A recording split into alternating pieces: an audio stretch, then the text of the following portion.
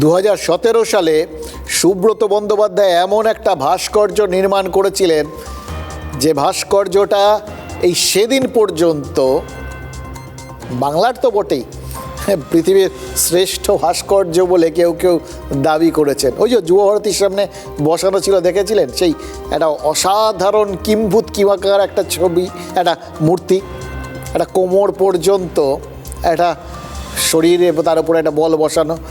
এর মানে যে কী, এর ডিজাইন যে কী, এটা কেউ জানেন না, কেউ বোঝার চেষ্টা করেননি। কারণ কিছু কিছু জিনিস থাকে যেটা সাধারণ মানুষের তাদের মেধার বাইরে আর কি, সেটাকে ধরার চেষ্টা করে কোনো লাভ হয় না। এই মূর্তিটাই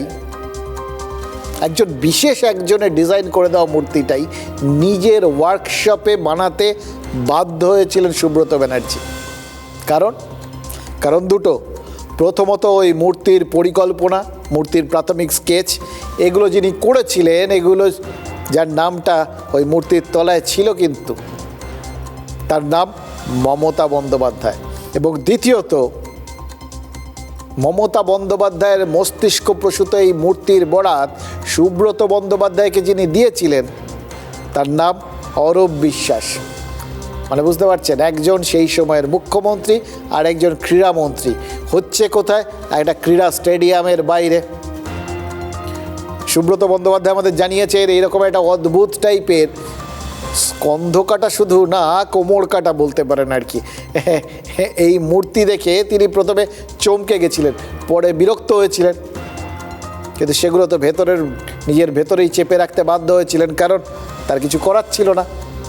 একরকম ধমক দিয়েই নাকি প্রাক্তন ক্রীড়ামন্ত্রী তাকে ওই মূর্তি তৈরি করতে বাধ্য করেন বলে শিল্পীর দাবি।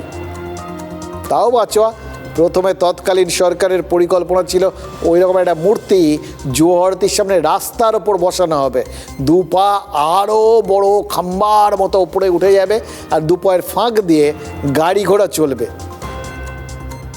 ভাবা যায় কি অসাধারণ পরিকল্পনা।